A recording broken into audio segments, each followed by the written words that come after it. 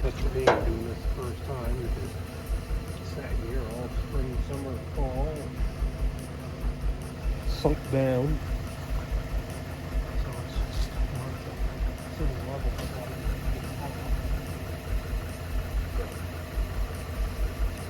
it's picked up in the cups. That's a good thing. Makes life easier.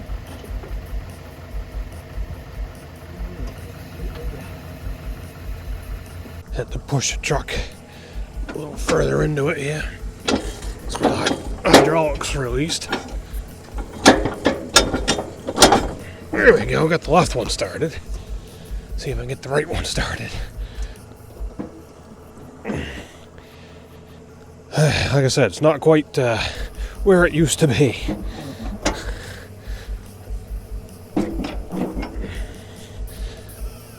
There we go. Things are starting to happen. Left pin's in.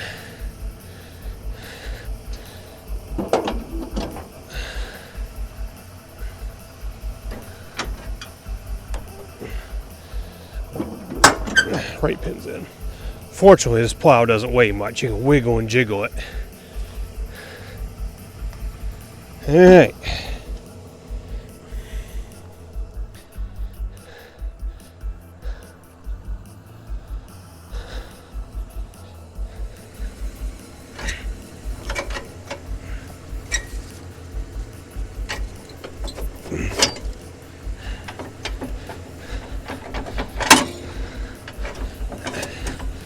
Come on.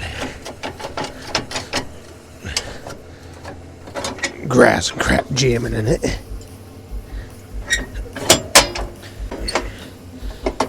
Alright. Now it should pick up. Something wrong. This is a good reason why check stuff over and you don't wait till the first storm. So I got the plow on. I've got control because the hydraulics released so I could push the headgear up and lock it in. That happened. But I have no power to raise it up or angle it. So I need to be able to pick the thing up. And I've got a blinky light on the control. So something's wrong. Well, the something wrong is I have no power. Why do I not have power? Now I need to figure that out. I suspect the issue is going to be right here. Come on out of there. In this plug. It's probably just all geebed up in here. So, I'm going to go at it with some WD-40. And to get up in there and clean her out, we've got a 22 caliber bore brush. Clean that all up in good shape. Might just be some corrosion and crap up in there. It happens. This is the high current side. This goes right straight up to the battery. We don't want to short those out. It wouldn't be good.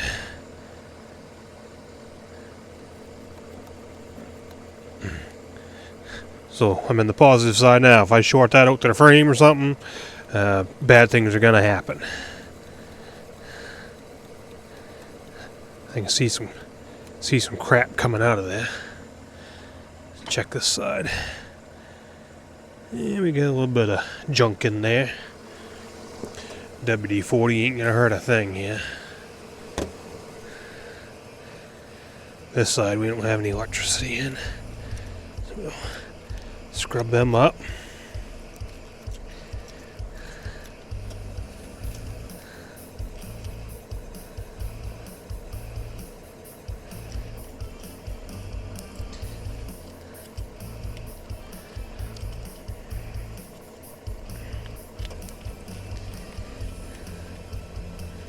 There's a couple of other pins in here also.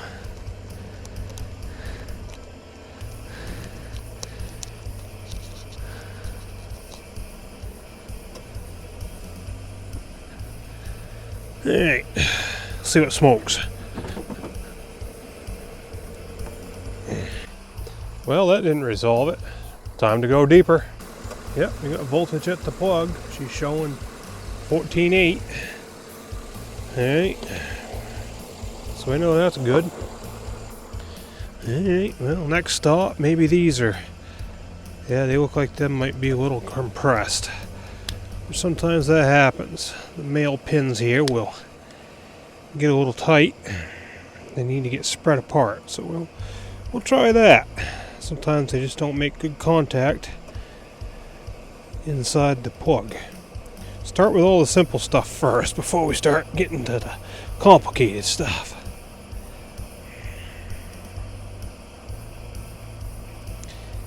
Come on, get in there.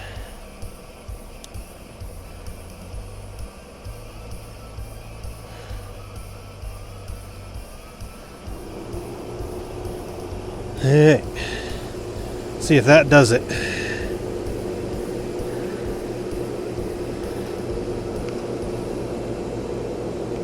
Yeah, let's see if she goes up. Still have my blinky red light, which I shouldn't have. I had no control, no nothing. Well, we keep on going, I guess. Crawling here, see if something's come unglued inside of here.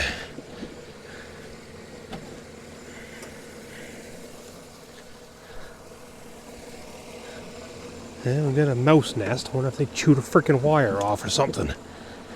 Freaking things. Damn rodents. I gotta take this off anyway to change the fluid. Yeah, see right there, you got a friggin' rodent nest. Yep, got a broken wire right there. That's probably the problem.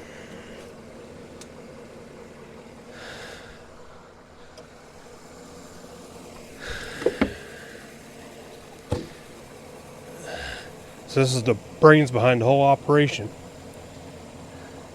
Yep, and they've chewed off the red wire right there. Yeah, I'd say I've found the friggin' issue. Yep, chewed that. Yep, there we go. How about that? Freaking mice. Oh, so there's the black wire I just pulled out for you. And I think that's one end of it. And I can get all this crap out of the way. Here is a chewed red one. You can see they chewed the insulation off on it. Now, wouldn't this be fun out here in the middle of a friggin' storm? What I would do is I would pick this thing up with a ratchet strap and get it in the shop to work on it if it was a bad storm. But still, if I had to plow snow right now, this would suck having to fix all this when I really needed it. Okay, well, there's that. Where the hell does it go? Right there. Okay, that's a ground. Okay, that ain't gonna be too bad. I can fix this. I can fix this. And I can seal that back up. Alright, I can do this. You know, that's exactly what I'm going to do. Pull it up with a ratchet strap so I can take it over to the shop. I'm not just using butt splices on this because it needs to be sealed. Don't want moisture getting in here and corrosion starting. So I'm soldering it up. And I'm going to seal it.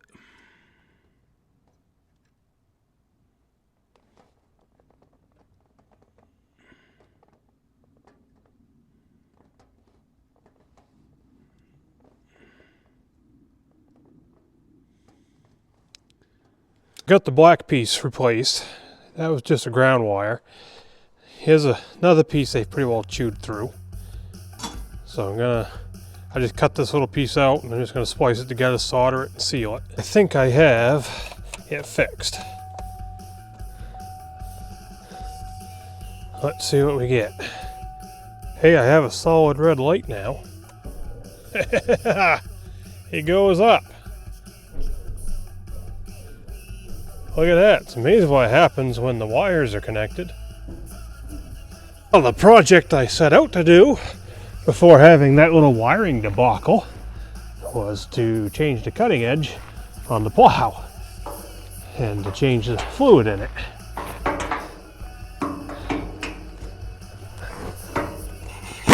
Come on, get on there.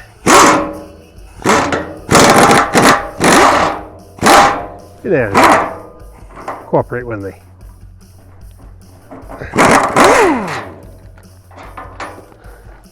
One more.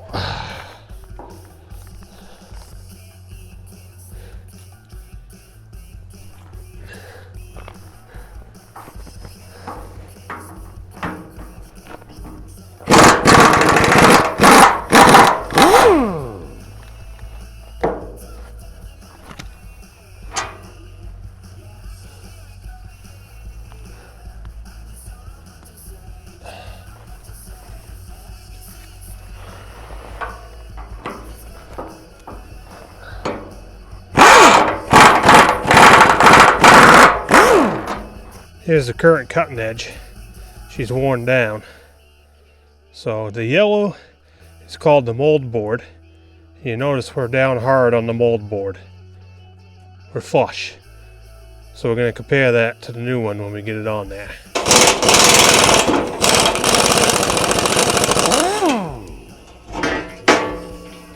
If you wonder how much that sucker right there costs, you're looking at $200. As you can see, most of it does not get used.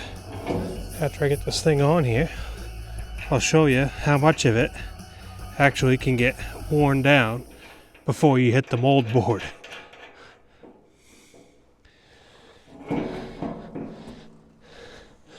So even though this thing is heavy, it's not that hard to put it on if you do it right, like I'm doing it. We don't pick it up at all. You notice I got a cement block there. That's my cranium saver. Like when I'm reaching up under, doing whatever, just in case something lets go on the hydraulics. See how easy it is to pick up? Something lets go, I don't get my cranium crushed or arms crushed or anything like that. It's going to stop on that cement block.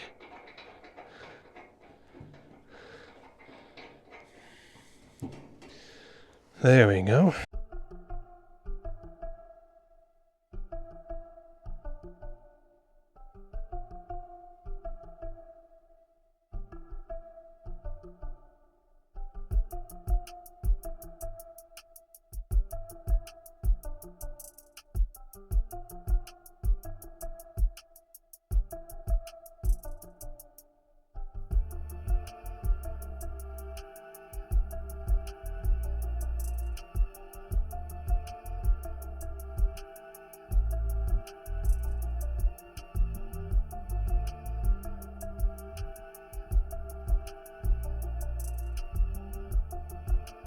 Here's the new edge. You can see the difference on the mold board, right? It's about 1 knuckle. So that's how much wear I've got. I did wear on the mold board with the old one. I should have replaced this last year. Alright. Let's give this whole baby some new go-go juice.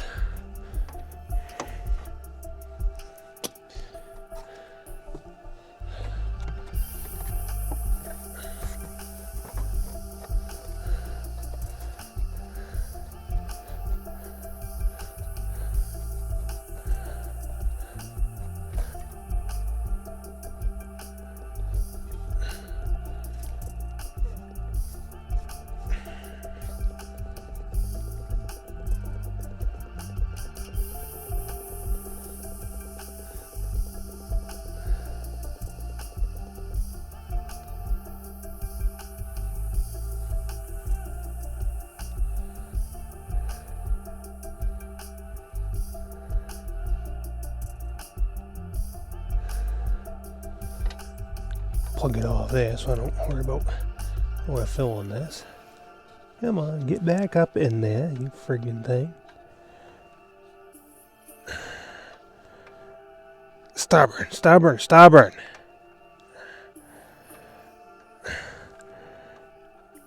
Yeah, you wouldn't think it'd be hard to get a plug back up in a hole. It's about drained out now.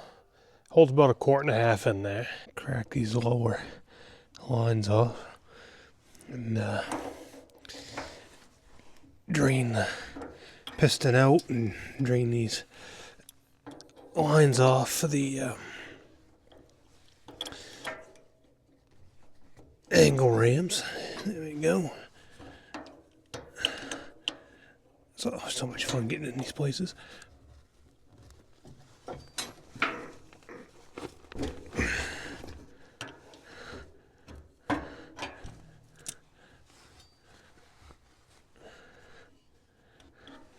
At least the plow fluid is blue. So if you get a leak somewhere, you can find it real easy when it's snowing out. The Kubota fluid is clear, so if you get a leak, it's a real pain trying to locate. I've got the blade picked up just a whisker with the ratchet strap, which angles the pistons downhill a little bit. So now I'm going to push back on the right piston with the hose disconnected and squirt some fluid out of it.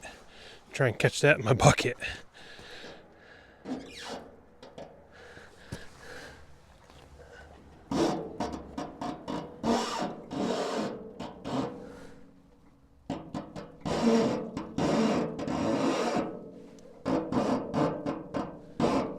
Okay, now I can pull the left side back and you can see it squirting out of there. I'm going to go as slow as I can because I don't want it being a geyser.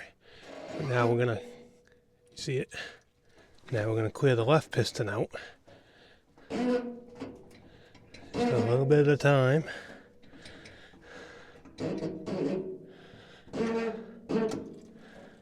It's all going in our bucket, just what we want. Got the pistons drained out, got the lines all hooked back up. Now we can put some juice back in there. I always keep this kind of stuff on hand.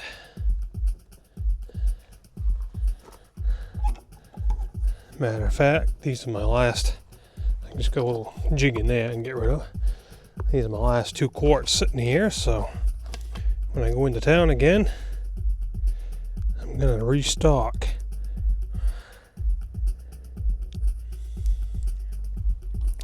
See, if you're out plowing in the middle of a storm and you spring a leak or something like that and you lose a bunch of fluid, guess what?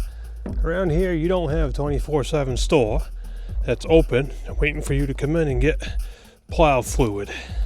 It ain't gonna happen. So if you don't have it, you ain't getting it till maybe the next day if you're lucky. And if it's Sunday, you ain't gonna get it. So you better have it. Do this without the truck running. I can just run off the battery. See what we get. Get her purged out here.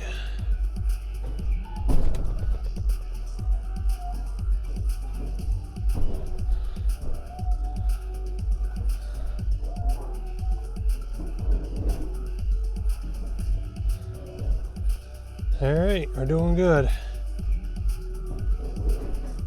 Having stuff on hand, like the wire I used, heat shrink to fix the wiring debacle, that was all right here. I fixed it. I didn't have to go anywhere to get parts and pieces. Having plow fluid, so on and so forth. You know, unfortunately, the guy who runs the local auto parts store, we've known each other, you know, since we were kids. I've got his personal cell number. I could call him up in the middle of the night on a weekend. Hey, I'm in a pickle. Any way I can get in there. And if he's around and it was an emergency, I could get in the store. And if they had it, I could get it. But I'm not taking advantage of that. And if it's, you know, well, I sprung a leak and I fixed my problem and I don't have any fluid because I'm too stupid to keep extra fluid on hand, whose fault is that? That's my fault, right? You keep things on hand when you're in the business of pushing around snow and so on and so forth. It's just common sense. Some people don't. I have literally worked for a guy who owned a snow plowing business, and we have known that there was major snowstorm incoming, and I went, got in the plow truck, and the low gas light was on. He sent me out to go plow with no gas. You go fill everything up before the storm gets in, right? Nope, not this guy. So, what do you do when the power goes out and you can't get gas at the gas station? I did get caught with his pants down once. He literally went to the gas station during a storm to get gas because he was hard on empty. Just got his truck filled up and the power went out. So what do you tell your customers if, you know, you got there 30 seconds too late, a minute too late, and you couldn't get gas. So you can't go out and plow today or tonight because you can't get gas in your truck. Well, sorry, I can't come and do the job I committed to do for you because I was just too stupid to put, fuel in my truck before the storm got here. And I had nothing at home for extra, no nothing like that, because I'm an idiot. Yep. Just squirting some WD-40 on these electrical contacts in here. It's not going to hurt nothing. Ain't going to hurt nothing to squirt on these hydraulic fittings either. The last thing I'm doing is just going to check everything over while it's on the truck, and then I'm going to check things when it's off the truck. And I'm going to grease these mounting pins, because I can't grease in there real good when it's on the truck. It's easier to do it off the truck. Stuff like this, it's getting shots of D40. Definitely not going to hurt anything, right? So I'm just looking for cracks, anything broken, anything that needs attention now. So look everything all over in good shape. I got a bolt down there on the lift piston. Check that, make sure the nut's on there good. Check my main hinge pin, so on and so forth. Look my welds over, look everything over. That right there, it looks like a crack, but it's not a crack. That's just a break in the paint. Check those pins, the ram pins. I was talking about when it was on the truck, and I was looking it over. I've got spray silicone lubricant. Grease that on there in good shape on the mounting pins. Just can't do that real good when it's on the truck. You can get the outer, but you can't get the inner.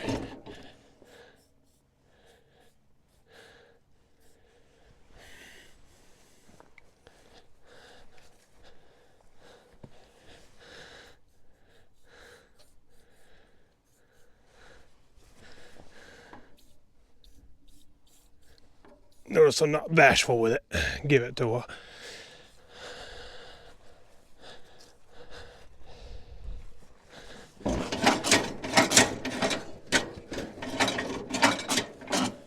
Work it in there in good shape.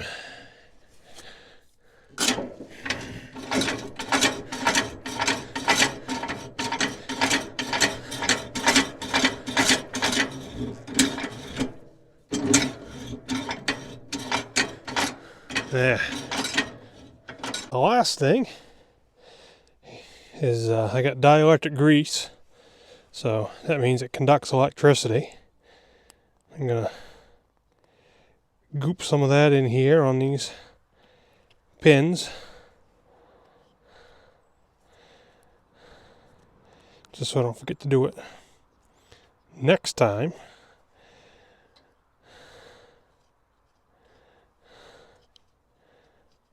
Just like that. Kind of looks like silicone, but it's not silicone. So it's a grease, it's a lubricant, it conducts.